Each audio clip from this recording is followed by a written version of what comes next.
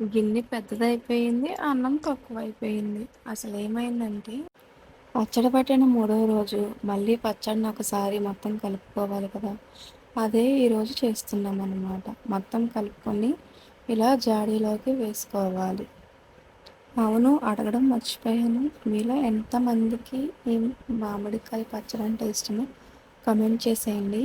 ఇలా మనం పచ్చడి మొత్తం కలుపుకున్న తర్వాత జాడీలో మొత్తం పెట్టుకొని మొత్తం ఈక్వల్గా సమానంగా సరి చేసుకోవాలి.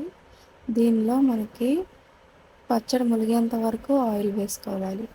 పచ్చడి కలిపిన గిన్నెలో అన్నం వేసుకుని కలుపుకొని తినే అలవాటు ఎంతమందికి ఉంది? ఈ వేడి వేడి అన్నంలో ఈ ఆవకాయ పచ్చడి వేసుకుని కలుపుకొని తింటే, నెయ్యి వేసుకుని తింటే ఆవకాయ మజాకనా అనిపించింది. ఈ జాడీల్ని కాటన్ క్లాత్తో కట్టి ఈ విధంగా స్టోర్ చేసుకోవాలి. Thank you for watching.